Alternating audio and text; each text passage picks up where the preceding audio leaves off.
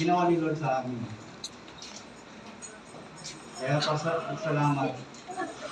Dahil isa na akong anak ng Diyos. At panghahawakan ko yung mga narinig ko na kanyang salita ay ibabahagi sa mga taong nangangailangan ng salita ng Diyos.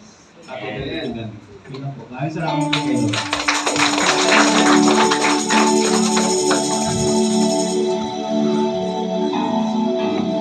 Sunod po nating tatawagan si Rodriguez Sali.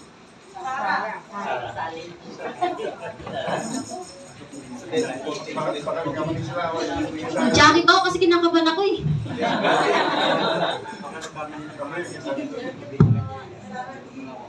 Ba't Sali ang nakalagay? Hindi, pakayin kay Sally. Kasi Rodriguez din po siya. Ay, Rodriguez din siya. Ayusin namin. Titingnan natin. Yung experience ko sa encounter ay masaya yung parang natuto kaming disiplinahin yung sarili namin, pati yung sa mga bagay na yung mga kasama mo. Tapos may mga bago kaming friends na nakilala doon. At saka tunay nga na pinalaya kami sa mabigat dito sa puso namin. Pinalaya ni Lord lahat ng binuhos na namin doon, iniwan namin doon sa encounter. Kaya ngayon, may bago na kaming identity. Kami ay isang royalty fam. Parang ganon kinakabahan talaga ako sobra-sobra. Gambong. Grabe. Ang saya talaga doon. Kaya kung umano kayo, try nyo doon kasi masaya doon. Tapos, yung parang laging payapa yung utak mo pag nandoon ka. Yan lang.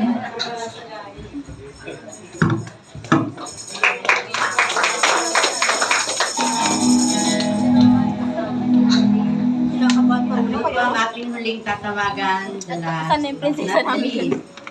Montejo. Amen! Ang experience ko, although hindi na siya bago po sa akin kasi nakapag-encounter na po ko dati. Pero hindi po ako, wala po tayong karapatan na magmalaki kung ano po ang na-experience natin. Dapat pag nag-decide tayo, dapat empty tayo na gagawin natin yung isang bagay na hakpangan natin. Kami doon para kaming pasyente na inuupirahan ng aming mga puso. Yung mga duguang puso namin na duguan na dahil sa mga bigat na nararamdaman namin, doon inupirahan, winala ko yun lahat. Nagkaroon ako ng restoration sa aking buhay. Kasi dati kung paano ako na-inlove sa Panginoon, na ibalik po yun nung nag-encounter ako. Kaya ini-encourage ko po yung lahat, kahit na nag-encounter ka na dati, dapat, kung inano ka ng leader mo na mag-encounter ka ulit. Dahil hindi po yun kawalan sa'yo, bagkus magkakaroon ka po. Yun lang po.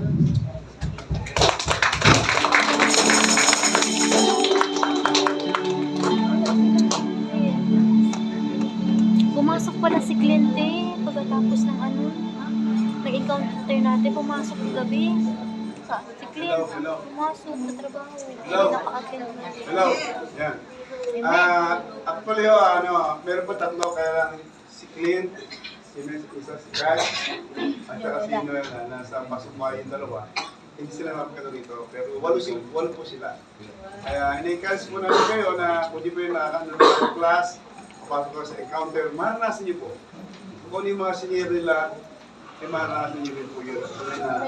Ang Diyos ay mabuti. Amen? Amen! Ngayon bago tayo dumako sa ating muling panalangin, at huwag muna po kayong aalis. Tayo po merong salo-salo po dito. Magsalusulong po natin ano po na magiging pagkapalay sa bawat sa pagkatapos po noon.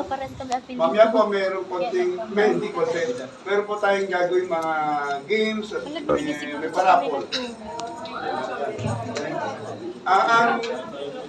Kung wala po dito,